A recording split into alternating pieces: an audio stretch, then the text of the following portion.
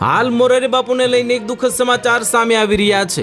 જિલ્લાના મહુવા તાલુકાના બગદાણા ગામમાં બગદાણામાં આશ્રમ સેવક નવનીતભાઈ બાલદિયા પર થયેલા હુમલા અને વિવાદ સમગ્ર ગુજરાતમાં ચર્ચા જગાવી છે।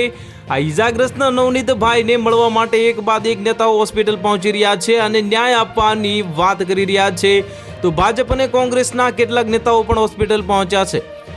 આ મામલે અનેક ચર્ચાઓ અને તર્ક વિતર્ક પણ થઈ રહ્યા છે। ત્યારે આ વિવાદમાં પ્રખ્યાત કથાકાર મોરારી બાપુનું નામ જોડતા તેમણે બિહારમાં ચાલી રહેલી રામકથા દરમિયાન સ્પષ્ટતા કરી છે કે બાપુએ કહ્યું કે હું 9 દિવસથી બિહારમાં કથામાં છું, પરંતુ સોશિયલ મીડિયા એવું બતાવી રહ્યા છે કે હું હોસ્પિટલમાં ખરાબ અથવા તો ખબર કાઢવા આવી ગયો છું અને કોઈનું સમાધાન કરાવી રહ્યો છું।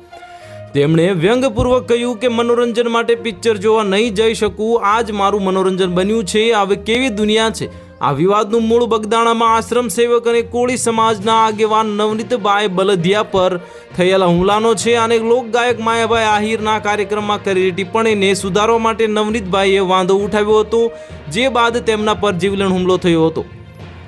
નવનીતભાઈએ આરોપ લગાવ્યો છે કે માયાભાઈના પુત્ર જયરાજભાઈ આહિરે આ હુમલો કરાવ્યો છે। આ મામલે કોળી સમાજમાં ભારે રોષ ફેલાયો છે અને આરોપીઓ સામે કડક કાર્યવાહીની માંગ ઉઠી છે।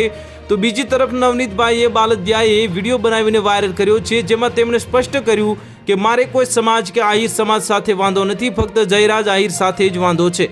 તો હાલ માટે આટલું જ। મળીશું ન્યૂ અપડેટ સાથે। જો વિડીયો પસંદ આવતો હોય તો વિડીયોને લાઇક કરી દેજો, ચેનલને સબસ્ક્રાઇબ કરી બાજુમાં આવેલા બેલ આઇકનને દબાવી દો, જેથી તમને આવા સમાચારની અપડેટ મળતી રહે।